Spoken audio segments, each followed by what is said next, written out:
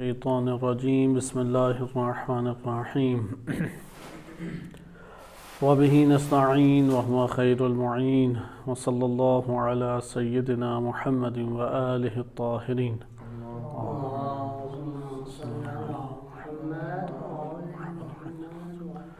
ماہ مبارک رمضان کی مناسبت سے قرآن کریم کا موضوع گمان اور خوش فہمیاں قرآن کریم کی نگاہ میں آپ کی خدمت میں پیش کیا جا رہا تھا۔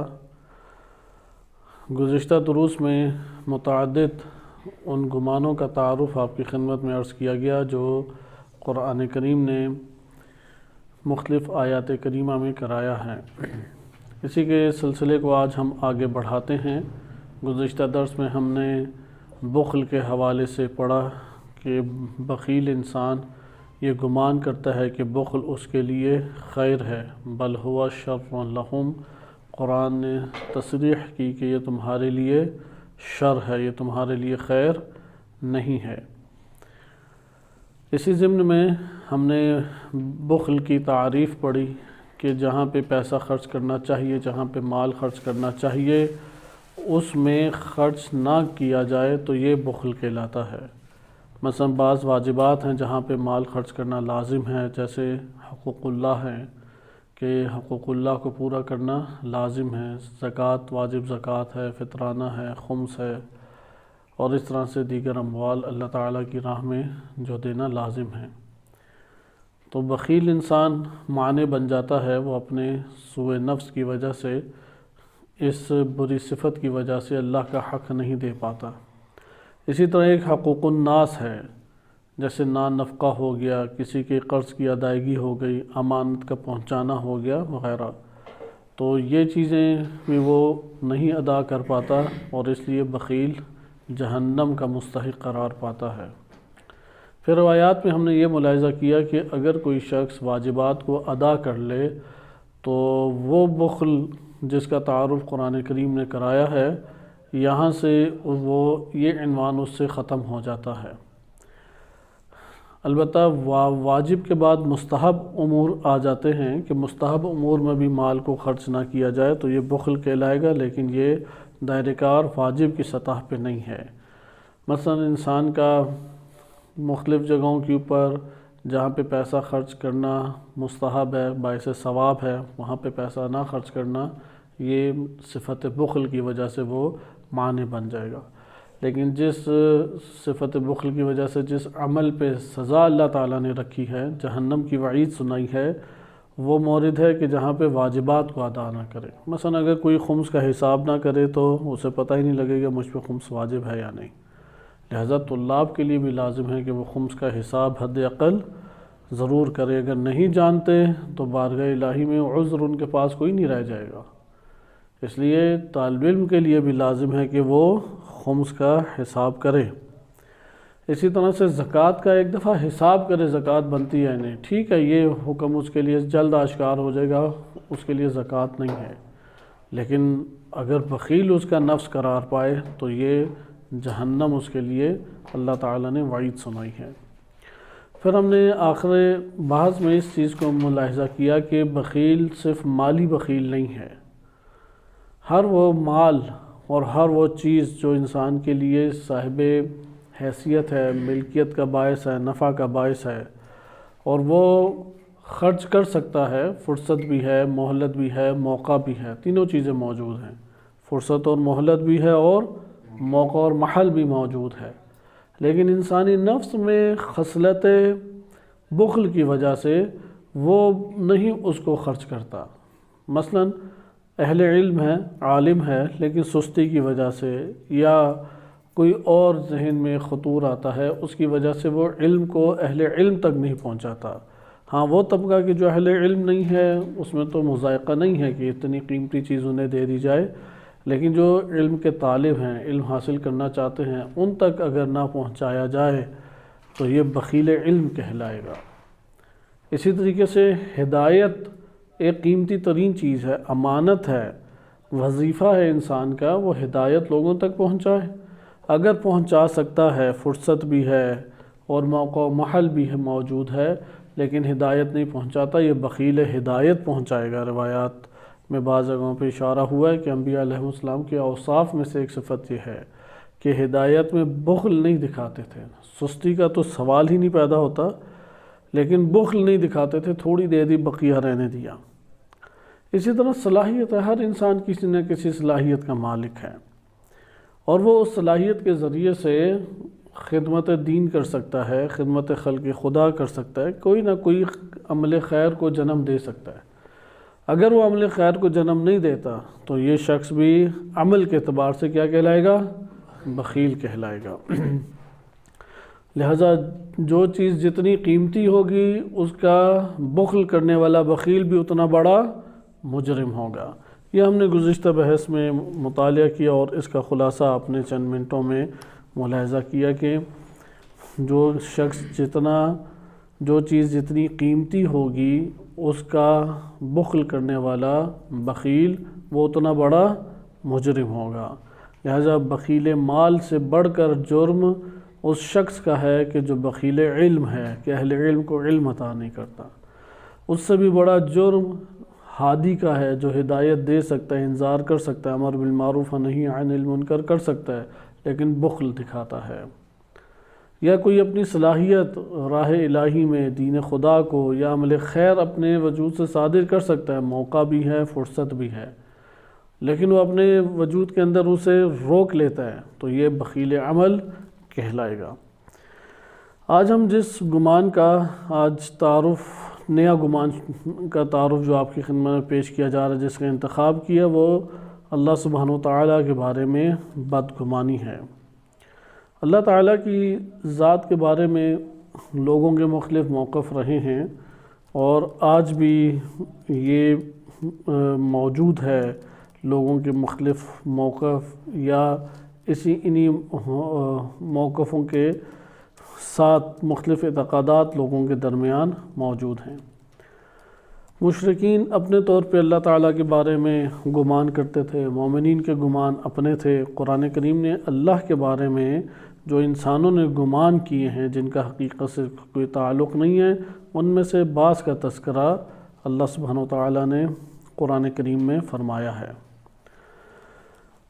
انہی میں سے ایک گمان، چونکہ یہ متعدد گمان بنتے ہیں جو اللہ تعالیٰ کے بارے میں بدگمانیاں ہیں، وہ طرح طرح کی ہیں. مثلا اللہ تعالیٰ پکڑ نہیں کرے گا، چھوڑ دے گا ہمیں، یا ہمیں اللہ سبحانہ وتعالیٰ پوچھے گا نہیں اور جانے دے گا جنت میں، یا اللہ نے جو ہمیں خوب مال و دولت، آل اولاد، بیوی بچے دیے ہیں تو یہ اللہ تعالیٰ کی طرف سے خیر ہے ہمارے لیے. اس طرح کے گمان ان کے مختلف قسم کے تھے. یا اللہ تعالیٰ کا مجرموں سے مومنین والا سلوک، اس کا گمان کرنا، جیسا کہ یہ ہمارے معاشرے میں بھی ہر فرقہ اور ہر مذہب میں ایسے افراد ایک بڑی تعداد میں موجود ہیں جو ان گمانوں پہ بیٹھے ہوئے ہیں کہ مجرمین سے بھی اللہ وہی سلوک کرے گا جو مومنین سے کرے گا. یعنی جس نے روزہ رکھا اس جیسا سلوک اس شخص کے ساتھ بھی ہوگا جس نے ایک بھی روزہ نہیں رکھا، اور اعلانیہ طور پہ اللہ تعالیٰ کی ان حدود کو پامال کیا اور توڑا. یہ اس کا گمان ہے، کبھی بھی ایسا نہیں ہوگا. آپ سابقہ دروس میں پڑھ چکے ہیں. قرآن کریم نے ادھر حکم دیا ہے کہ اللہ تعالیٰ کے اوپر حسن ظن رکھیں. انسان کے لیے خداوند متعال پہ حسن ظن رکھنے کی تاکید کی گئی ہے. یعنی خدا کے ساتھ جب بھی توقع باندھے تو اچھے کی توقع باندھے. یہ نہیں ہے کہ اب تو خدا نے میری مدد ہی نہیں کرنی، خدا نے مجھ کو میرے آسرے پہ چھوڑ دیا ہے، وہ میرا احترام ہی نہیں کرتا. جیسے قرآن کریم نے یہ والے گلے بھی انسان کے قرآن میں ذکر کیے ہیں. تو پہلی چیز جو ہے وہ کیا ہے کہ اللہ سبحانہ وتعالیٰ سے حسن ظن رکھا جائے. اگر اللہ تعالیٰ سے حسن ظن کا رابطہ رکھا جائے تو روایات کہتی ہیں کہ خداوند متعال جیسا اس سے حسن ظن رکھا ہے ویسا ہی خدا اس کے ساتھ ایک عمل کو انجام بھی دیتا ہے. لہذا میں اہل بیت علیہ السلام کی احادیث بھی ہیں کہ جس میں تاکید کی گئی ہے کہ اللہ سبحانہ وتعالیٰ کے ساتھ حسن ظن کا برتاؤ کیا جائے. ہم البتہ پہلے گمان کو دیکھتے ہیں اور انہی گمانات کے ضمن میں ان آیات کو دیکھیں گے جس میں خداوند متعال کے بارے میں حسن ظن کی تاکید کی گئی ہے کہ اس کو علاج، کیونکہ ان بدگمانیوں کا علاج یہ ہے کہ انسان جو ہے وہ خدا کے بارے میں جو بدگمانیاں ہیں اس کو ترک کرے۔ اس گمان کے حوالے سے پہلا گمان یہ ہے کہ جیسا کہ قرآن کریم میں ظالمین کی مذمت کرتے ہوئے سورہ ابراہیم آیت نمبر 42 میں ارشاد باری تعالیٰ ہوتا ہے۔ سورہ ابراہیم آیت نمبر 42، وَلَا تَحْسَبَنَّ اللَّهَ غَافِلًا عَمَّا يَعْمَلُ الظَّالِمُونَ، آپ ہرگز یہ گمان نہ کریں کہ اللہ غافل ہے ان سے جنہوں نے جو ظلم انجام دیتے ہیں، عمل یا ظالمین جو عمل انجام دے رہے ہیں اللہ اس سے غافل ہے۔ انما یؤخرہم، اللہ نے انہیں اس لیے مؤخر کیا ہے، مہلت دی ہے، لیوم تشخص فیہ الابصار، کہ جس دن میں آنکھیں خوف کی وجہ سے حرکت نہیں کر سکیں گی۔ ہوتا ہے نا دھچکا شدید انسان کو لگتا ہے، بہت ڈراؤنے خوابوں سے بھی انسان جاگتا ہے تو پتھرائی ہوئی آنکھیں ایک قسم کی ہوتی ہیں۔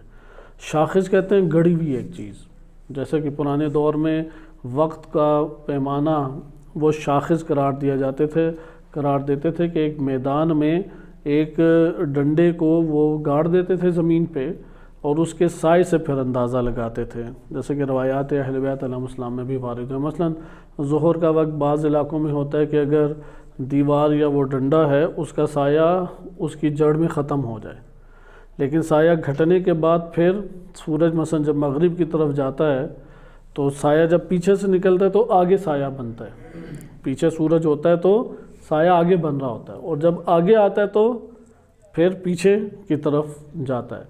جب سورج نکل رہا ہو یہاں تک کہ آسمان کے اوپر چڑھتا جا رہا ہے، ایک وقت آتا ہے کہ وہ جو شاخص ہے وہ 2 برابر ہو جاتا ہے، 2 برابر ہو تو بالفرض بعض علاقوں میں وہ ظہر کا ٹائم قرار پاتا ہے، یا بعض علاقوں میں جب وہ سایہ گھٹتے گھٹتے ختم ہو جائے اپنے شاخص میں وہ ظہر کا ٹائم۔ یہ وسط کے اوپر جب سورج بالکل ڈنڈے کے اوپر ہو تو تب اس سورج کا سایہ نہیں پڑے گا، اس کے بعد پیچھے پڑنے لگ جاتا ہے۔ لیکن ظہر کا وقت کیا ہے، یا ختم ہونے پہ بعض علاقوں میں یا بعض علاقوں میں 2 برابر وہ ڈنڈے کا سایہ ہو جائے۔ شاخص اسے کیوں کہتے ہیں، زمین پہ وہ گڑ جاتا ہے۔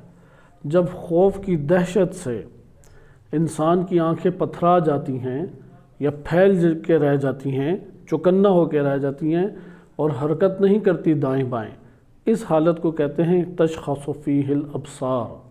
اور روز قیامت، کیونکہ عرفاء نے قیامت کی 5 قسمیں کی ہیں جن میں آخری قیامت اکبر یا قیامت کبریٰ ہے، تو قیامت کبریٰ کی یہ صفت بیان کی جا رہی ہے کہ جب آنکھیں جو ہیں ان کی خوف کی شدت کے ساتھ گڑ جائیں گی، پتھرا جائیں گی یا پھیل کے رہ جائیں گی۔ اس آیت کریمہ میں در حقیقت خطاب جو ہے وہ نبی صلی اللہ علیہ وسلم کو ہے، رسول صلی اللہ علیہ وسلم کے لیے یہ تسلی ہے، ہمارے لیے یہ ایک پیغام ہے، کیونکہ حضرت صلی اللہ علیہ وسلم تو اس سے واقف ہیں کہ اللہ تعالیٰ ایک لحظے کے لیے بھی غافل نہیں ہے۔ آیت نمبر سورہ ابراہیم میں آیت نمبر 42 اور آیت نمبر 47 دونوں قریب قریب معنی رکھتی ہیں، اس لیے آیت نمبر 47 کو بھی ملاحظہ کریں، فَلَا تَحْسَبَنَّ اللَّهَ مُخْلِفَ الْوَعْدِهِ وَرُسُولَهُ، ہرگز آپ یہ گمان نہ کریں کہ اللہ اپنے وعدہ خلافی کرے گا اپنے رسولوں سے، اللہ اپنے رسولوں سے وعدہ خلافی کرے گا۔ ان اللہ عزیز ذو انتقام، اللہ بہت قوی انتقام لینے والا ہے۔ اس آیت میں بھی آپ نے دیکھا، یہ گمان نہ کرو کہ اللہ تعالیٰ نے مومنین سے اور رسول صلی اللہ علیہ وسلم یا دیگر انبیاء علیہ السلام سے جو وعدے کیے ہیں وہ وعدے برحق نہیں ہیں، اللہ اسے نہیں انجام دے گا، ایسا ہرگز گمان نہ کرو۔ پھر یہ عرض کیا کہ یہ جو 2 آیات ہیں سورہ ابراہیم ایک ہی سورہ کی ہیں، لیکن اس میں 2 گمانوں کا تذکرہ ہے۔ پہلے گمان کا تذکرہ ہے کہ ظالم جو عمل انجام دے رہے ہیں اللہ اس سے غافل نہیں ہے۔ دوسرے گمان میں کس کی نفی کی گئی ہے کہ یہ نہ سمجھو کہ اللہ نے جو وعدہ کیا ہے، مثلا اللہ نے وعدہ کیا ہے کہ مومنین کے ہمراہ ہے، اللہ کی نصرت قریب ہے، مومنین کو پہنچ کے رہے گی، اور اللہ تعالیٰ گناہ گاروں کو، معصیت کاروں کو، مجرمین کو سخت ترین دنیا اور آخرت میں سزا دے گا۔ یہ اللہ کے وعدے یہ خیالی نہیں ہیں، حقیقی ہیں۔ یہ اللہ سبحانہ وتعالیٰ کے وعدے ایسے نہیں ہیں کہ پورے نہ کیے جائیں، اللہ تعالیٰ کبھی بھی اپنے وعدے کی خلاف ورزی نہیں کرتا۔ بشر ہے کہ جو وعدے کی خلاف ورزی کر سکتا ہے، اللہ کی ذات وعدے کی خلاف ورزی نہیں کرتی، اس لیے جہاں پہ اللہ نے وعدہ کیا ہے انسان کو بہت محکم طور پہ اس کے پر اعتماد قائم کر لینا چاہیے۔ یہ ایمان کی علامت ہے جو بہت محکم اللہ کے وعدوں پر یقین رکھتا ہے۔ اہل ایمان کے حقیقت میں زندگی جو بسر ہو رہی ہوتی ہے وہ اللہ کے وعدے پر ہے۔ وہ دشمن کی اکثریت یا دشمن کی قوت کو دیکھ کے اہل حق کا گروہ پیچھے قدم نہیں ہٹاتا، وہ اللہ کے وعدے پہ یقین رکھتا ہے۔ لہذا اللہ سبحانہ و تعالیٰ کے وعدوں کو ہم مختصر طور پہ اگلی آیت کے ضمن میں دیکھیں گے۔ پہلے اس آیت کے تھوڑے سے ہم تفصیلی نکات کو ملاحظہ کریں۔ وَلَا تَحْسَبَنَّ اللَّهَ غَافِلًا عَمَّا يَعْمَلُ الظَّالِمُونَ، ظالمین جو عمل انجام دے رہے ہیں اللہ اس سے غافل نہیں ہے۔ اس سے کیا مراد ہے کہ اللہ اس سے غافل نہیں ہے؟ کیونکہ ایک سوال پیدا ہوتا ہے کہ یہ ظالمین آئے روز بڑھتے چلے جا رہے ہیں، ان کے نہ اموال ختم ہوتے ہیں، نہ ان کے بچوں پہ کوئی آفت آتی ہے، رونق زندگی اور رونق دنیا بڑھتی چلی جا رہی ہے، زینت دنیا حاصل ہوتی چلی جا رہی ہے، اور دنیا میں بھی خوب ان کو زندگی میسر ہے اپنے پورے وسائل کے ساتھ، اور ظلم و بربریت دکھاتے ہیں تو بدترین طریقے سے انسانوں کی نسل کشی کرتے ہیں، وادیوں کو، گھروں کو، بستیوں کو ویران بنجر قتل و غارت کی بھیڑ چڑھاتے ہیں، کوئی روک ٹوک کرنے والا انہیں نہیں ہے۔ تو اگر اللہ سبحانہ و تعالیٰ ہے تو کیوں ان کے لیے خلل ایجاد نہیں کر رہا؟ یہ آج کے دور میں ایتھیسٹ بھی ایک سوال اٹھاتے ہیں، کیوں اللہ سبحانہ و تعالیٰ خلل ایجاد نہیں کر رہا، روک نہیں رہا، رکاوٹ نہیں ڈال رہا؟ چھوٹے چھوٹے بچوں کو دیکھیں کیسے قتل کر رہے ہیں، بے گناہ افراد کو بے دردی سے انہوں نے مارا۔ بعض جو انتہائی نرم دل یا ضعیف العقیدہ ہوتے ہیں وہ ان شیطانی وسوسوں پہ بہک جاتے ہیں، یعنی قصور بشر کا اور الزام تراشی نعوذ باللہ اللہ سبحانہ و تعالیٰ کے اوپر۔ اللہ تعالیٰ کی ذات کو مبرہ ہے ان سب چیزوں سے، عدل سے اللہ کام لینے والا ہے۔ قرآن میں تکرار کے ساتھ اللہ نے فرمایا کہ اپنے بندوں پہ ظلم کرنے والا نہیں ہے۔ لا یکلف اللہ نفسا الا وسعها، اللہ اپنے بندوں پہ کسی نفس پر تکلیف اس کی طاقت اور توان سے زیادہ نہیں ڈالتا، جتنی طاقت اور توان ہے اتنی اس کی تکلیف ہے۔ پھر سوال یہ پیدا ہوگا، جیسے ابھی غزہ میں دیکھیں کہ انہوں نے کل ہی 156 سے زیادہ خواتین اور بچوں کو حالت روزہ اور ماہ مبارک رمضان، یہ بابرکت نہار اور لیل اور دن اور رات جو گزر رہے ہیں ان کے اوپر وحشیانہ بمبارمنٹ، اور وہ جو بچے ایک سیکنڈ میں اس کی پوری دنیا اجڑ کے رہ گئی، نہ ماں کا سایہ ہے اور نہ باپ کی چھت ہے، نہ پوچھنے والا اسے ہے، نہ اس کی بھوک اور تکلیف کا کوئی احساس کرنے والا ہے۔ یہ دل خراش اور درد وحشت ناک منظر دیکھ کے انسان ویسے ہی ایک کرب کا اور اذیت اور تکلیف کا شکار ہو جاتا ہے۔ تو یہاں پہ گمان کرنے والے یہ گمان کرتے ہیں کیا ظالمین کے اس عمل سے نعوذ باللہ اللہ غافل ہے؟ آج کل جیسے کہا نا الہادیوں نے، ایتھیسٹ نے اس کو بڑا ابھارا ہوا ہے، وہ جو نفسیاتی طور پہ بہت ضعیف العقیدہ ہو جاتے ہیں یا بہت نرم دل کے مالک ہیں، نہیں وہ کوئی ایسا منظر دیکھ سکتے، مثلا مرغی ذبح ہوتے نہیں دیکھ سکتے، خون دیکھ کے چکر آنے لگ جاتے ہیں، تو وہ لوگ ان شیطانی وسوسوں میں پھر آتے ہیں۔ ہاں اپنی جگہ پہ سوال درست ہے، یہ گمان بھی ابھرتا ہے اس بربریت کو دیکھ کے، اس وحشت ناک مناظر کو دیکھ کے انسانی وجود کے اندر احساسات جب جاگتے ہیں، جذبات جب اٹھتے ہیں، تو جذبات اور احساسات کی ایک آواز اس کے اوپر گرفت کرتی چلی جاتی ہے۔ ادھر اللہ تعالیٰ کی یہ گمان قرآن کریم کی آیت میں خود اپنے کلام کے ذریعے توڑ رہا ہے، نبی اکرم صلی اللہ علیہ وسلم کو ظالمین کو دی جا رہی ہے۔ لہذا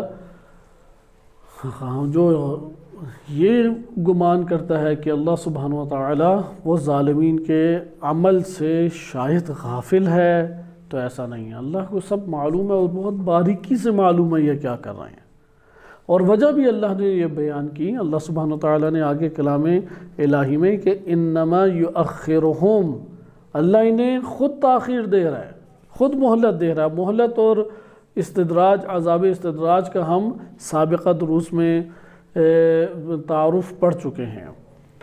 سابقہ دروس میں تفصیلی تعارف آپ کی خدمت میں عذاب استدراج کا آیا کہ کس طرح سے یہ عذاب استدراج نازل ہوتا ہے۔ انما یؤخرہم، اللہ ہے کہ جو ان کو تاخیر دے رہا ہے، کیوں؟ تاکہ یہ اور اپنے لیے عذاب کو کھڑا کریں، کیونکہ جن کی موت ہے ان کا وقت تو اللہ تعالیٰ نے قرار دے دیا۔ قرآن میں خداوند متعال تکرار کے ساتھ یہ بیان کرتا ہے کہ خدا کسی بھی صورت میں اگر وقت اجل آ جائے تو مؤخر نہیں کرے گا۔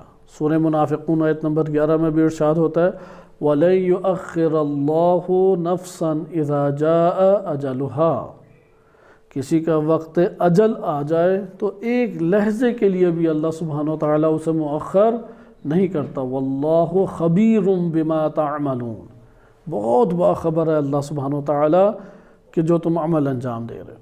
اسی طرح سورہ نوح میں آیت نمبر 4 میں تکرار ہوتا ہے یغفر لکم من ذنوبکم، اگر تم نے اللہ کی عبادت کی، تقوی الہی اختیار کیا، حجت الہی کی اطاعت کی، تو اللہ سبحانہ وتعالیٰ تمہارے گناہوں سے مغفرت فرمائے گا۔ اطاعت کی شرط پر یہ مغفرت ہے، اقرار کی شرط پر نہیں ہے۔ سابقہ دروس میں ہم پڑھ چکے ہیں کہ اقرار کی شرط پہ فقط جنتیں نہیں ہیں، اطاعت کی شرط کے اوپر، آزمائش کی شرط کے اوپر جنت ہے۔ پھر کیا وَيُؤَخِّرْكُمْ إِلَىٰ أَجَلٍ مُّسَمًّى، تمہیں ایک معین مدت کے لیے کیا ہے مؤخر کر دے گا۔ إِنَّ أَجَلَ اللَّهِ إِذَا جَاءَ لَا يُؤَخَّرُ، جب کسی کی وقت اجل آ جائے، اللہ کی یہ مدت جو معین تھی وہ آ گئی، پھر اللہ تعالیٰ اس میں تاخیر نہیں کرتا۔ لَوْ كُنْتُمْ تَعْلَمُونَ، اگر تم لوگ یہ بات تم لوگوں کو معلوم ہو۔ اسی طرح سے امتوں کی بھی، گروہوں کی، ریاستوں کی، امتوں کی، بستیوں کی بھی زندگی اور موت ہے، اور ایک لحظے کے لیے وہ بھی مؤخر نہیں ہے۔ نہ شخص کے اعتبار سے موت مؤخر ہے اور نہ گروہ کے اعتبار سے ہے۔ وہ جو موت صدقات کے ذریعے سے، عمل صالح کے ذریعے سے کسی اور بنا پر ٹل جاتی ہے، وہ یہ والی اجل آخر نہیں ہے، اجل مسمہ نہیں ہے۔ اجل مسمہ جو آخری وقت آ گیا ہے وہ نہ صدقات سے ٹلتا ہے، نہ عمل صالح سے ٹلتا ہے، اور نہ کوئی اور انسان کے دعا وغیرہ کرنے سے ٹلتا ہے، وہ اللہ تعالیٰ نے لکھا ہوا ہے۔ وہ چاہے نبی معصوم ہوں یا امام معصوم ہوں یا حجت الہی ہوں، حتیٰ کہ حضرت آدم علیہ السلام کے بارے میں یہ وارد ہوا ہے کہ خداوند متعال نے ان کے سامنے آشکار کر دیے انہوں نے کب تک زندہ رہنا ہے، اور ان کی نسل میں جو انبیاء علیہ السلام آئے تھے ان سب کا آشکار کیا۔ تو دیکھا داؤد علیہ السلام کی عمر بہت کم ہے، روایت کے الفاظ آئیے تو آدم علیہ السلام نے کہا کہ 40 سال میرے انہیں دے دیے جائیں۔ انہیں داؤد علیہ السلام کی عمر مبارک کم لگی، تو انہی کی اولاد سے تھے، اپنے فرزند کو انہوں نے دے دیے۔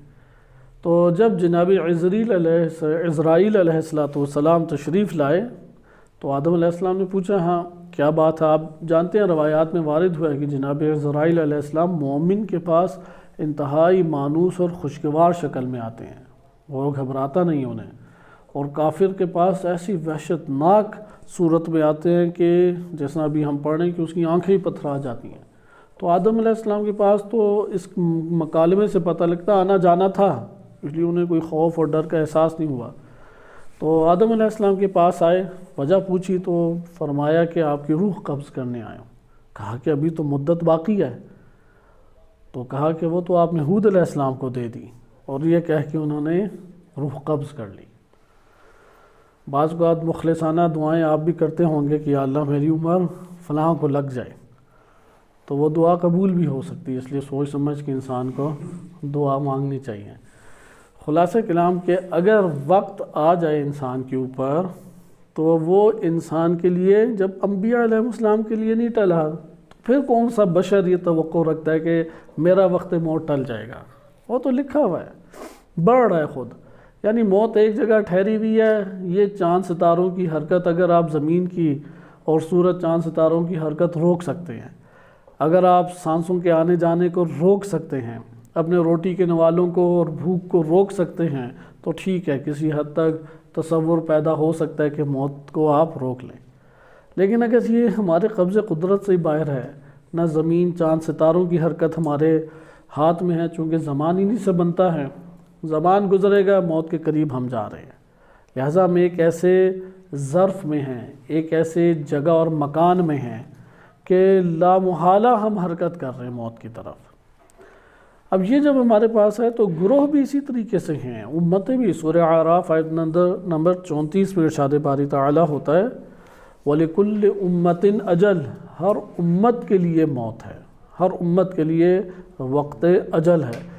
فَإِذَا جَاءَ أَجَلُهُمْ، جب ان کا وقت اجل آ جائے گا، لَا يَسْتَأْخِرُونَ سَاعَةً وَلَا يَسْتَقْدِمُونَ، نہ وہ اس وقت کو ایک لحظہ پہلے لا سکتے ہیں، یستقدمون ایک لحظہ پہلے لا سکتے ہیں، اور نہ ہی یستاخرون اسے مؤخر کر سکتے ہیں، ان کے قبض قدرت سے یہ باہر ہے۔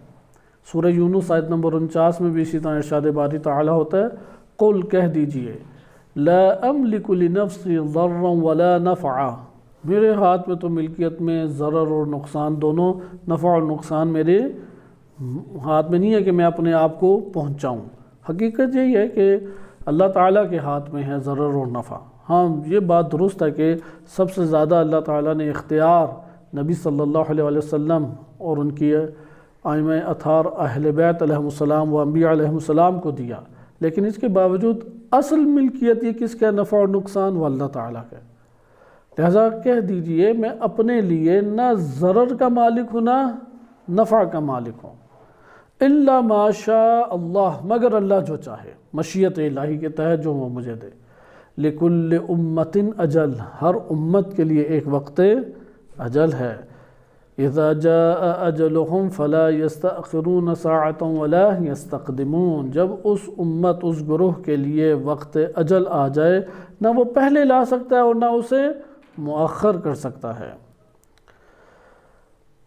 تو یہ ہمارے پاس سورہ نحل آیت نمبر 61 میں بھی اسی طرح ارشاد باری تعالیٰ ہوتا ہے کہ اختتامی آیت میں ہے کہ فَإِذَا جَاءَ أَجَلُهُمْ، بلکہ آیت کا آغاز میں بھی ہمارے لیے بہت بڑی ہدایت موجود ہے۔ وَلَا يُؤَاخِذُ اللَّهُ النَّاسَ بِظُلْمِهِمْ، اگر اللہ ان لوگوں کے ظلم و ستم کے اوپر فوراً ان کی پکڑ کر لیا کرتا، فوراً ان کی پکڑ اللہ تعالیٰ کر لے جو گناہ کرتے ہیں، ظلم کرتے ہیں، مَا تَرَكَ عَلَيْهَا مِن دَابَّةٍ، تو ایک بھی زمین کی پر چلنے پھرنے والا آپ کوئی جاندار نہ دیکھتے، ایک بھی نہ جاندار ہوتا زمین پر جو چل پھر رہا ہوتا۔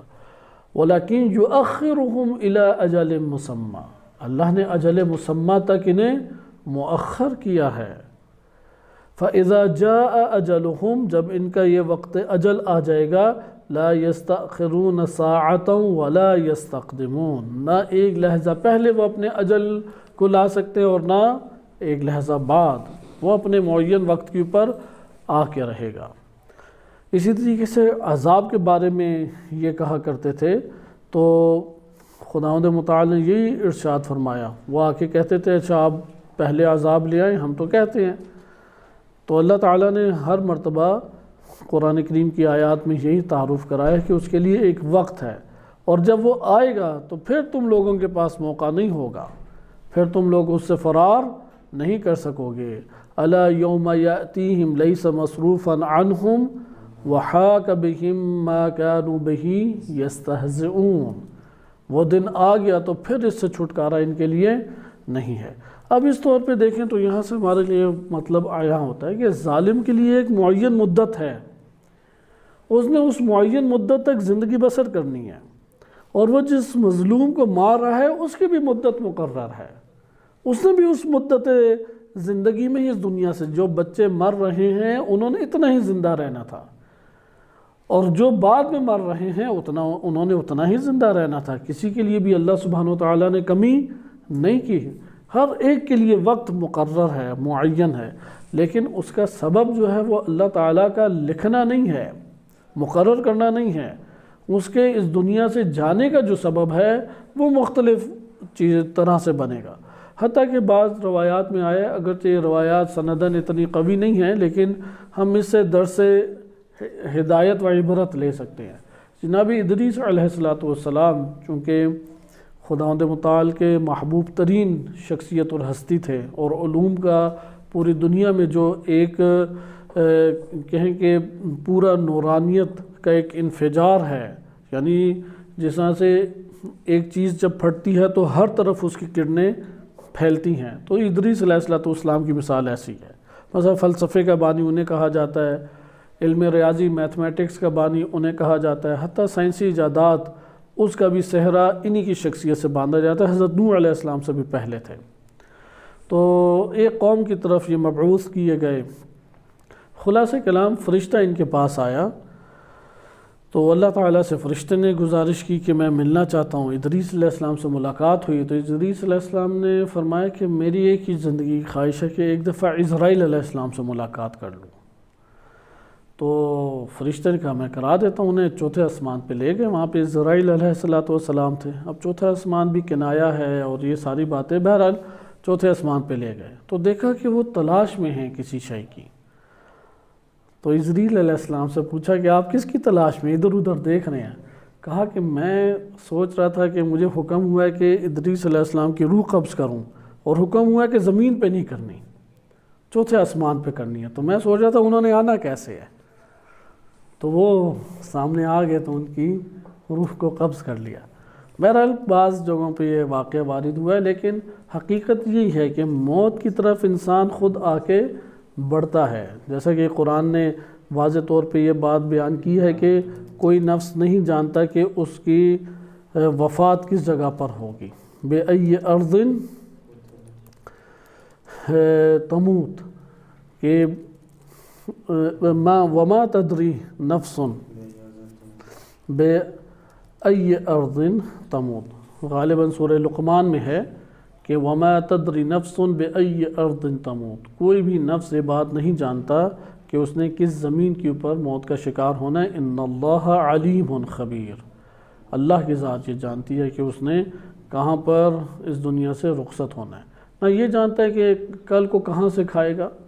وما تدری نفس ماذا تکسب غدا، کیا اس نے کل کے معنی نہیں پتا، اسے کوئی نفس نہیں جانتا۔ یہ امتحان ہے اس دنیا میں، اللہ نے پوشیدہ رکھا ہے، خدا چاہتا تو آشکار بھی کر دیتا۔ وما تدری نفس بأی ارض تموت، اور یہ بھی نہیں جانتا کہ اس زمین کے اوپر اس نے مرنا ہے، خود اس زمین تک منتقل ہو جاتا ہے۔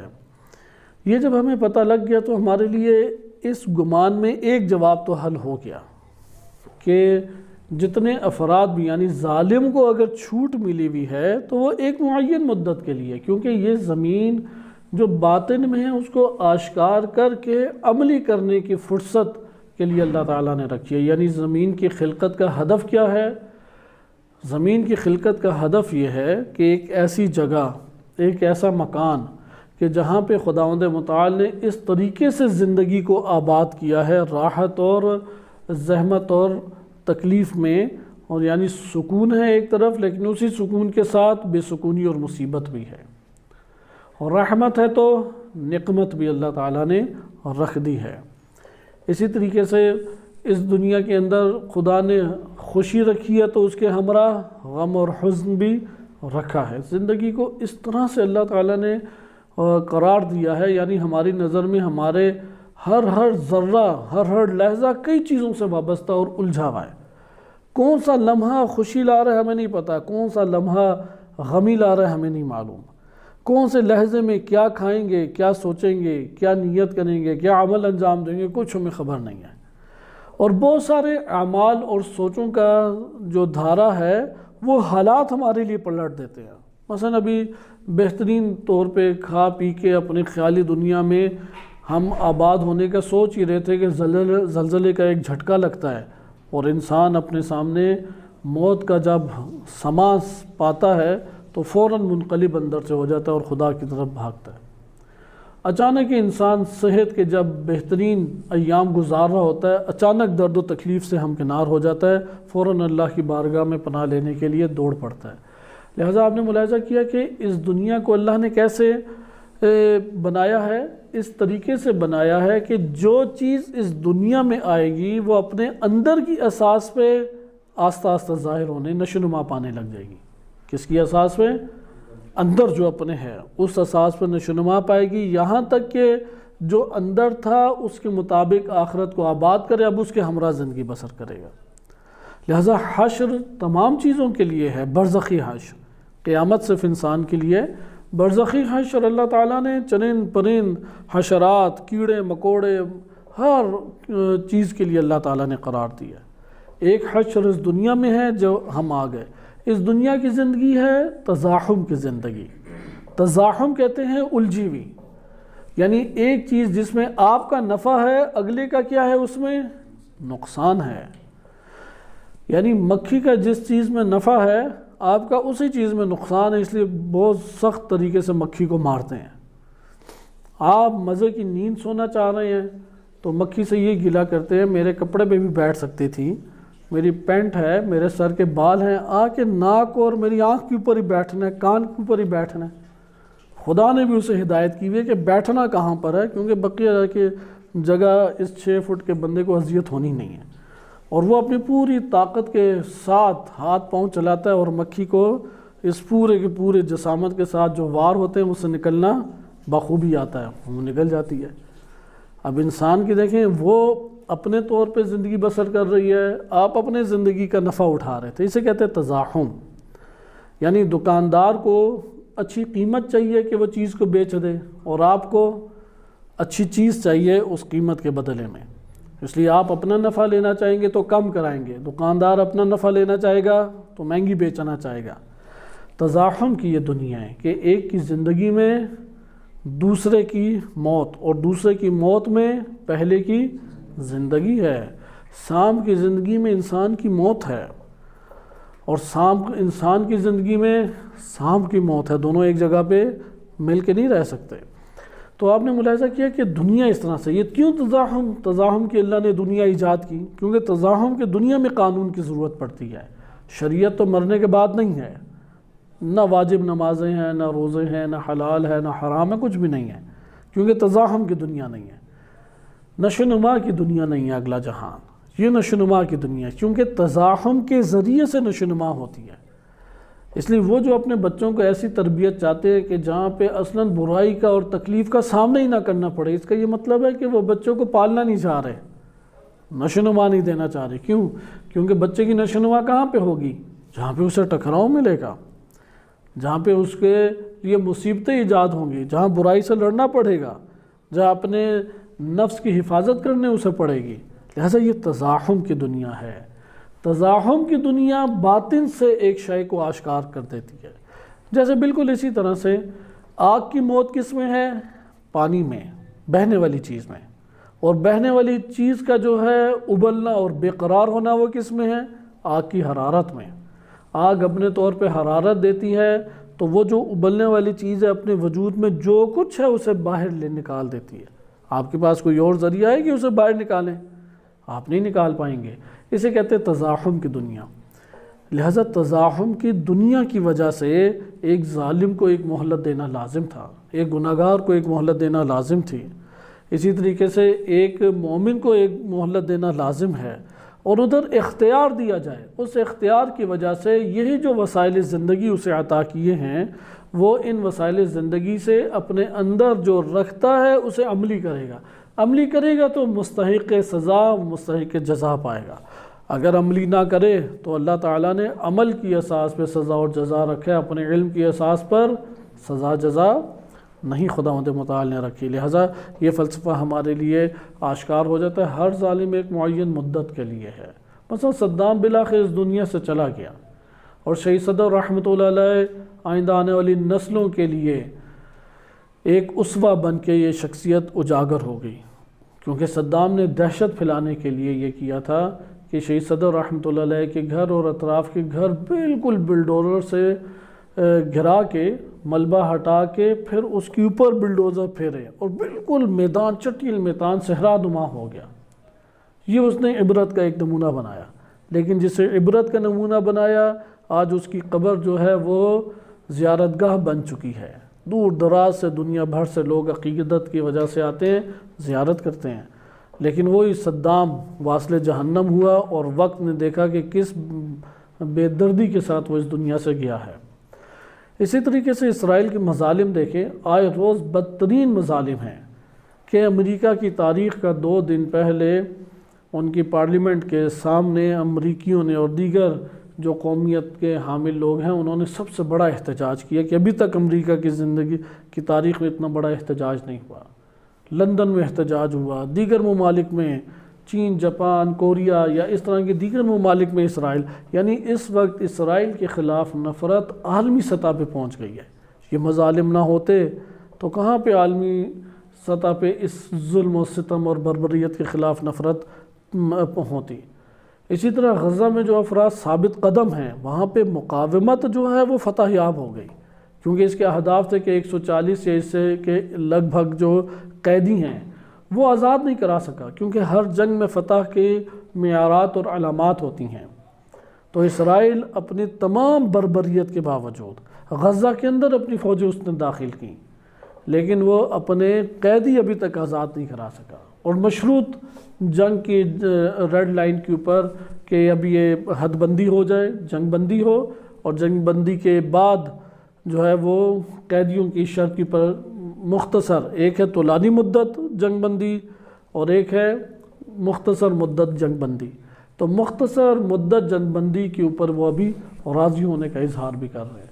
خلاصہ کلام یہ ہمارے پاس جو آیت ہیں اس کی طرف دوبارہ لوٹتے ہیں۔ آپ نے مختلف آیات کے زمرے میں یہ دیکھا، ایک تو موت کا وقت ہر ایک کا مقرر ہے، انسان نے جس زمین کے اوپر مرنا خود اس زمین کے اوپر منتقل ہو جاتا ہے۔ کتنے افراد ہیں 40 میں ان کی وفات ہوئی، آج تک وہ اپنے گھر کی مسجدوں میں بھی شاید 4-5 دفعہ محلے کی مسجد میں گئے ہوں، لیکن زیارت کے لیے ادھر گئے اور ادھر ان کی وفات ہوگی۔ حج پہ کتنوں کی وفات ہوئی، راستوں میں کنی بعض افراد ان کی وفات ہو جاتی ہے۔ تو انسان نہیں جانتا کہ کس زمین کے اوپر اس کی موت اللہ تعالیٰ نے قرار دی ہے۔ تو یہاں پہ خداوند متعال یہ فرماتا ہے کہ مظلوم کی دلجوئی اللہ تعالیٰ فرما رہا ہے سورہ ابراہیم آیت نمبر 42 میں، اور ظالم کی شدید مذمت اور ایک تہدید اور دھمکی ہے۔ وَلَا تَحْسَبَنَّ اللَّهَ غَافِلًا عَمَّا يَعْمَلُ الظَّالِمُونَ، یہ ظالمین جو بھی عمل انجام دے رہے ہیں اللہ اس سے غافل نہیں ہے۔ انما یؤخرہم، اللہ نے یہ کیوں ان کے لیے مؤخر کیا ہے؟ لیوم، اس دن کے لیے تشخص فیہ الابصار، کہ آنکھیں جو ہیں وہ خوف کی اور دہشت کی شدت سے پتھرا جائیں گی، حرکت نہیں کر پائیں گی۔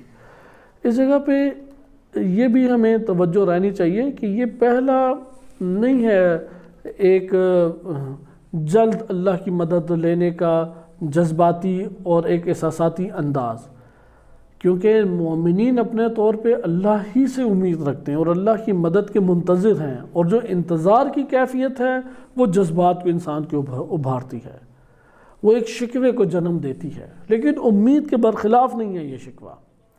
لہذا سورہ یونس میں حضرت موسیٰ علیہ السلام کے بارے میں آیا، کیونکہ بڑا سخت وقت موسیٰ علیہ السلام کا گزرا ہے، اگرچہ ان کا بچپنے کا وقت بڑا سنہرا گزرا ہے، کیونکہ پارلیمنٹ، دربار اور محل میں ان کی زندگی شاہانہ طریقے سے زندگی بسر ہوئی، لیکن اس کے بعد جو ان کے اوپر مشکلات اور تکالیف آئیں تو وہ بڑی شدید ترین تکالیف اور مشکلات تھیں۔ تو بالآخر حضرت موسیٰ علیہ السلام نے حضرت موسیٰ علیہ السلام نے اللہ سبحانہ وتعالیٰ کی بارگاہ میں التجا کی، جیسا سورہ یونس آیت نمبر 88 میں ہے، وَقَالَ مُوسَىٰ رَبَّنَا إِنَّكَ آتَيْتَ فِرْعَوْنَ وَمَلَأَهُ زِينَةً وَأَمْوَالًا فِي الْحَيَاةِ الدُّنْيَا، بار الہ یہ فرعون اور ان کے یہ جو پیٹ بھرے ملا وزراء بیٹھے ہوئے ہیں، ان کو زینت دنیا اور اموال اس حیات دنیاوی میں تو نے عطا کی ہے۔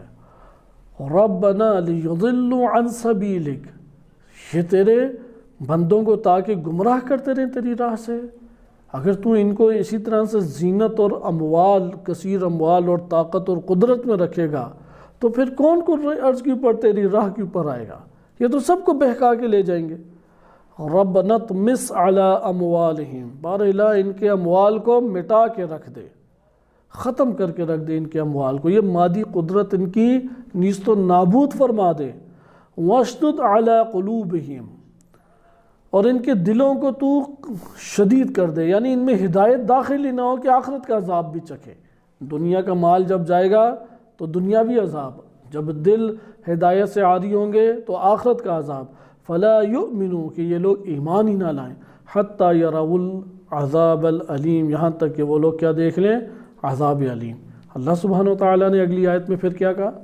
اللہ سبحانہ و تعالیٰ فرماتا ہے قال، فرمایا اللہ نے، قد اجیبت دعوتکما، تم دونوں کی دعوت قبول کر لیے، موسیٰ اور ہارون، تم دونوں کی دعوت قبول ہے، فاستقیما، لیکن استقامت سے ڈٹے رہو، یہ شرط ہے۔ ابھی بھی ایک وائرل ہو رہا ہے سوشل میڈیا کے اوپر، ابو عبیدہ جو کمانڈر ہیں غزہ میں، حماس کے ترجمان شمار ہوتے ہیں حماس کے، کہ حالات جو ہے بڑے سخت ہو چکے ہیں اور ہم نے بھی ان کے خلاف بھرپور استقامت کا مظاہرہ کیا، اور اللہ ہی سے توقع، اسی سے امید ہے، اور اللہ تعالیٰ آزمائش کے بعد اپنی نصرت بھیجتا ہے، نصرت کے ہم منتظر بیٹھے ہوئے ہیں، اور ہمارے حوصلے نہیں ٹوٹے، لیکن کیا پتہ کہ شہادت کی سعادت ہمیں کسی وقت بھی حاصل ہو جائے۔ استقامت دکھائی۔ ایک غزہ کا بچہ ایسا نہیں ہے کہ جو ان حالات میں اللہ سے اپنی امید توڑے ہوئے ہو۔ استقامت، صبر، امید، اور بھرپور طریقے سے فلسطینیوں نے اس جگہ پہ ثابت قدمی کا مظاہرہ کیا کہ ان کو ابھارا جا رہا ہے کہ یہ یہاں سے چلے جائیں، ہجرت کریں۔ اسرائیل اس ٹائم جو بمبارمنٹ کر رہا ہے وہ اس لیے کر رہا ہے کہ یہ لوگ یہاں سے انخلا کریں اس جگہ کا، ادھر یہ قبضہ کر لیں، اور یہ مصر کی طرف اور اردن کی طرف یا کسی اور جزیرے کی طرف چلے جائیں۔ انہوں نے انکار کر دیا کہ ہم ایک بھی جگہ نہیں جائیں گے، ادھر مرنے کے لیے تیار ہے لیکن جانے کے لیے تیار نہیں ہے۔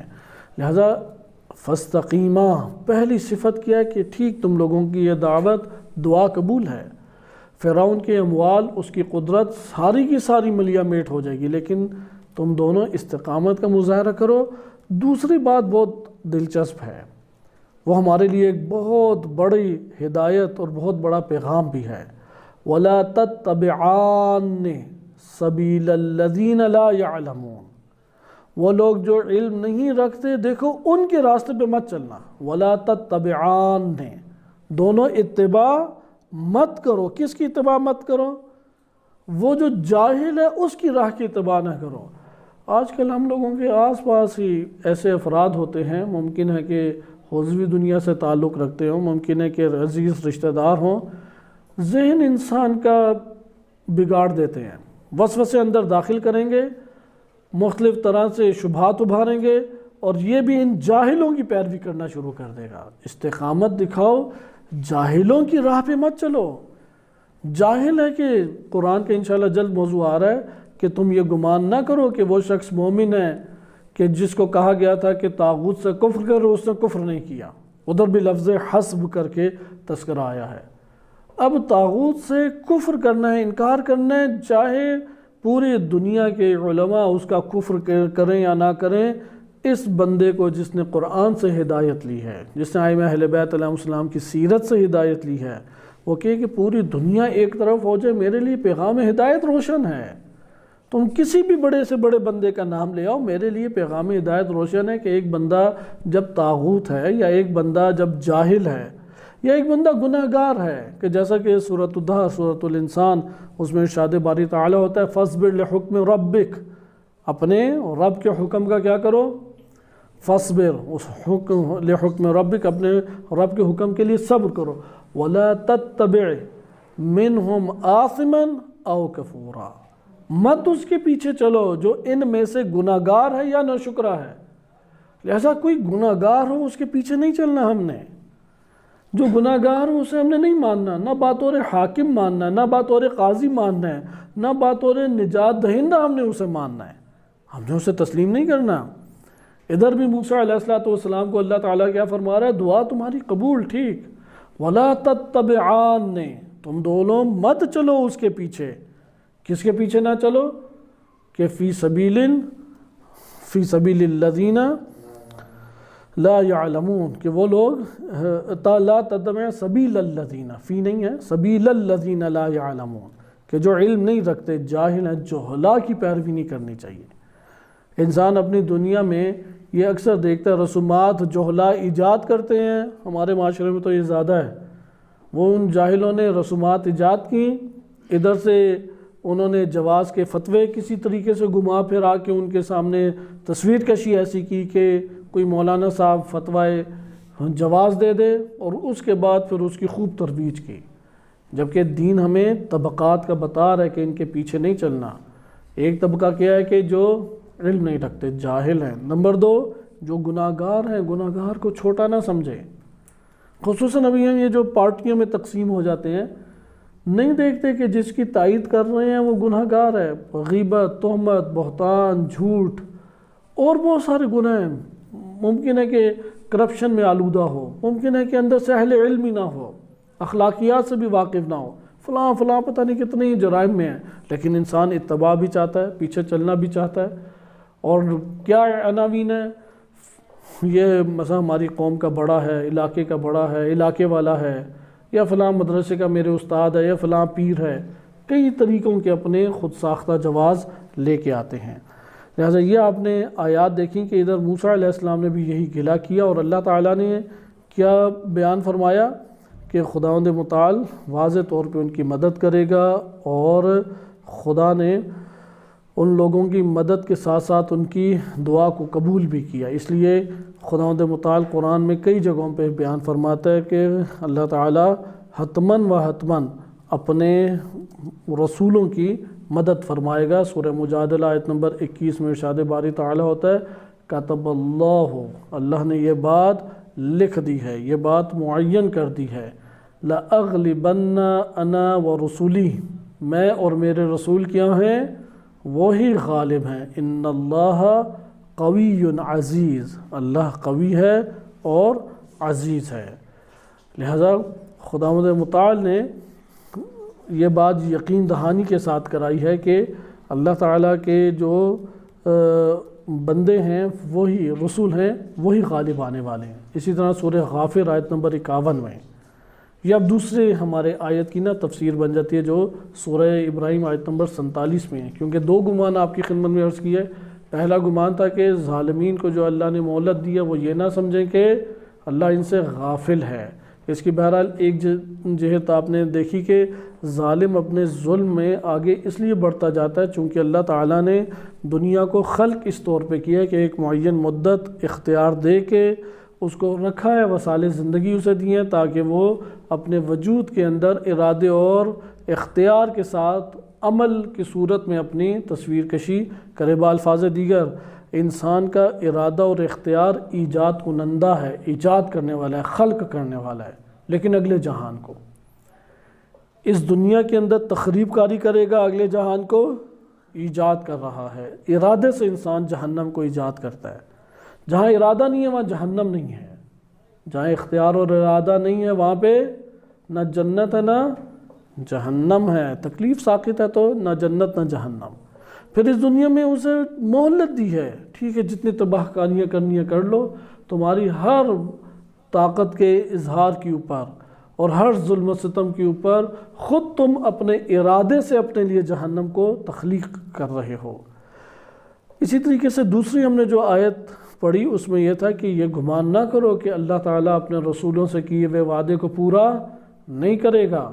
ابھی آپ نے ملاحظہ کیا کہ اللہ تعالیٰ نے کتب اللہ لأغلبن انا ورسلی، یہ اللہ کا فیصلہ ہے، واجب اللہ نے قرار دے دیا، لازم اللہ نے قرار دے دیا ہے۔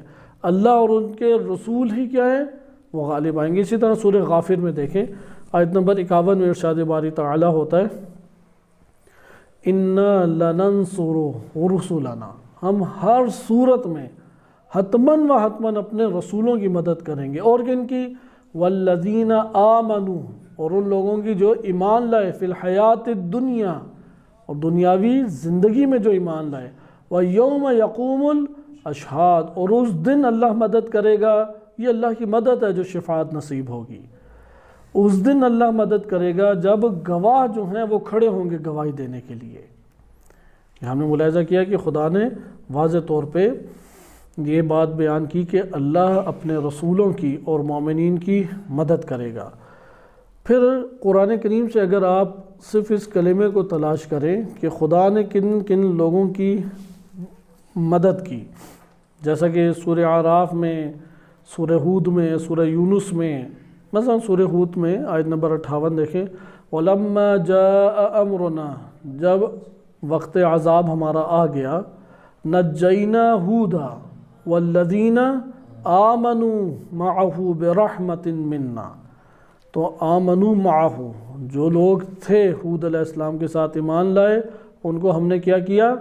نجات دے دی، اس عذاب سے نجات دی۔ یہی حضرت نوح علیہ السلام کے لیے خداوند متعال نے فرمایا کہ حتی اذا جاء امرنا وفارت النور، کہ جب ہمارا امر آیا اور اب تندور ابلنے لگ گیا، قل نحمل فیہا من کل زوجین اثنین واہلک، تو تم اس کشتی میں بٹھا لو کس کس کو؟ ہر 2 جوڑوں کو اور اپنے اہل کو، الا من سبق علیہ القول، جس کی ہلاکت پکی ہے سوائے اس کے، ومن آمن، اور جو ایمان لایا، وما آمن معہ الا قلیل، قلیل افراد ایمان لائے تھے۔ پھر خدا نے کیا کیا؟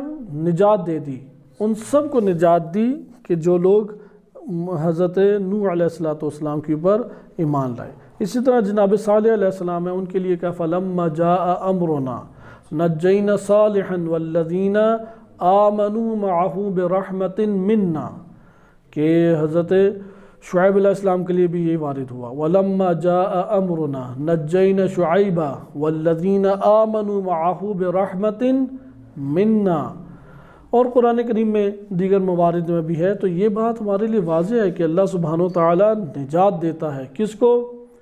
جو شخص بھی اللہ پر ایمان لایا اسے اللہ نے نجات دی۔ واضح طور پہ انبیاء علیہ السلام کی آپ تمام واقعات دیکھیں، اس جگہ کے اوپر عذاب آیا ہوا تھا، لیکن عذاب میں اللہ سبحانہ و تعالیٰ نے مومنین کو نجات دی، اس لیے اللہ تعالیٰ اپنے وعدوں کی خلاف ورزی نہیں کرتا۔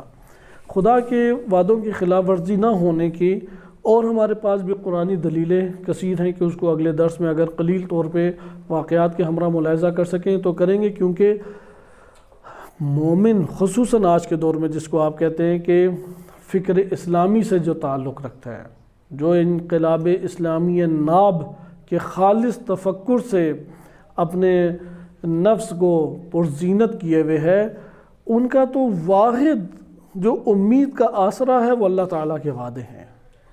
رہبر معظم حافظہ اللہ تعالی ومد ظلہ العالی، ان کے جتنے بیانات ہیں اس کا تجزیہ تحلیل اللہ کے وعدوں کی اساس پر ہے۔ اب یہ اللہ کے وعدے قرآن میں تھوڑے طولانی ایک ٹاپک بن جاتا ہے، ہم چند کو انشاءاللہ اگر اگلے درس میں پڑھ سکے تو پڑھیں گے، ورنہ اگلے گمان پر منتقل ہوں گے کہ اللہ کے وعدے کا تذکرہ دیکھیں اور اس کے بعد ایمان لے آئیں، اعتقاد قائم کر لیں، ڈٹ جائیں اس کے ہاتھ مند کرے گی۔ تو مومن کا کیا وظیفہ بنتا ہے ادھر؟ وہ استقامت کا مظاہرہ کرے، وہ مقاومت کا مظاہرہ کرے، وہ ثابت قدمی کا مظاہرہ کرے، حتماً و حتماً اس کے لیے اللہ کی مدد آئے گی۔ اس جگہ پہ چونکہ وقت ہمارے پاس اب قلیل رہ گیا ہے تو ہم ایک اور اینگل سے پہلے والی آیت کو ملاحظہ کرتے ہیں جس میں وَلَا تَحْسَبَنَّ اللَّهَ غَافِلًا عَمَّا يَعْمَلُ الظَّالِمُونَ۔ اس آیت میں صفت جو وارد ہوئی ہے جس کا اللہ تعالیٰ سے منزہ اللہ کو کیا گیا ہے وہ ہے غفلت۔ غفلت کے اسباب ہوتے ہیں، غفلت کا شکار ہونے کے اسباب ہوتے ہیں۔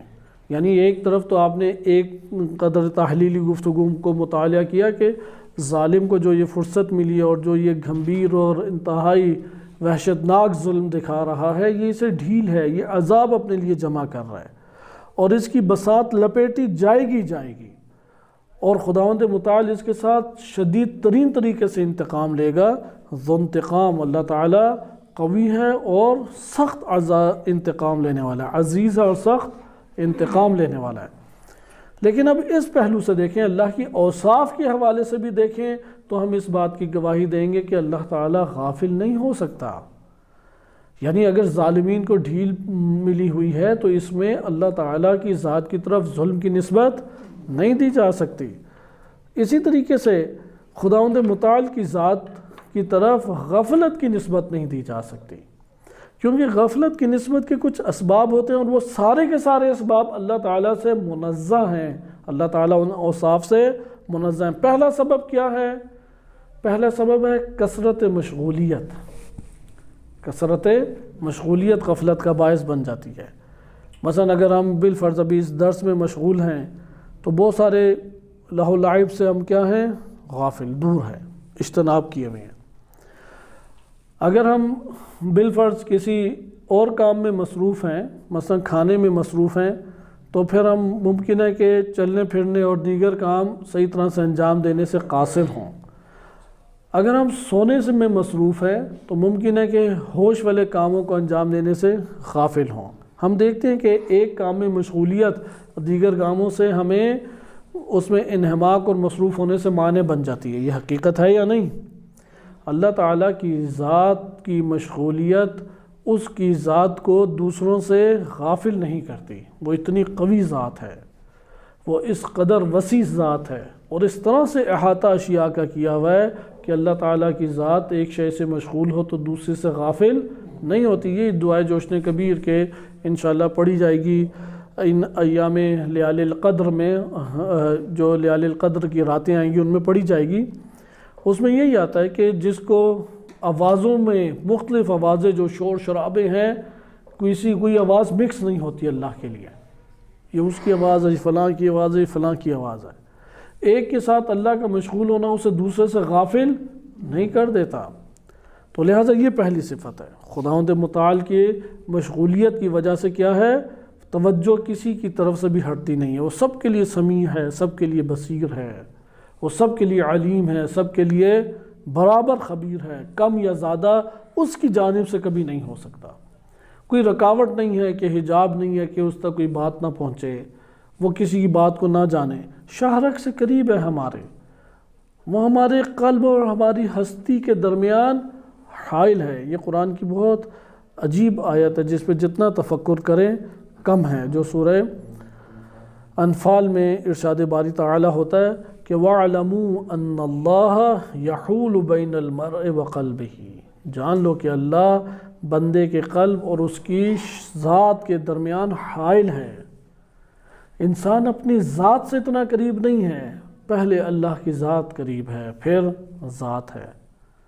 تصور یہی آتا ہے کہ ذات ہماری سب سے قریب ہے، نہیں، پہلے اللہ کی ذات ہے، کیونکہ حائل ہے بندے اور اس کے وجود میں۔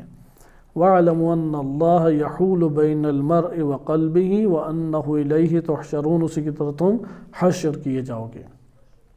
تو آپ نے یہ ملاحظہ کیا کہ مشغولیتیں اللہ تعالیٰ کو غافل نہیں کرتی۔ دوسری چیز جو غفلت کا باعث بنتی ہے، باہری کام انجام دیں تو انسان جو ہے وہ مشغول ہو جاتا ہے۔ اس کا بھی قرآن نے واضح طور پہ اللہ کا تعارف کراتے ہوئے بیان کیا۔ سورہ بقرہ آیت نمبر 255، وَسِعَ كُرْسِيُّهُ السَّمَاوَاتِ وَالْأَرْضِ، آیت الکرسی میں آپ پڑھتے ہیں، وَلَا يَؤُودُهُ حِفْظُهُمَا، آسمانوں اور زمین کے چلانے میں اور ان کی حفاظت میں اللہ تعالیٰ کو تھوڑی سی بھی زحمت نہیں اٹھانے پڑتی، اصلا کوئی بھاری پن ہی نہیں اس کے اوپر آتا۔ ہمیں ایک گیند کو پکڑ کے آپ 2 گیندوں کو اوپر سرکل چلائیں، پھر پتہ لگے گا کہ آپ کو کیا کام انجام دینا پڑتا ہے۔ اگر آپ کو کوئی مشینری تھوڑی سی چلانے پڑ جائے، مثلا کمپیوٹر ہی چلاتے ہیں تو وقتہ پڑ جاتا ہے، کتنا بھاری پن کا احساس ہے۔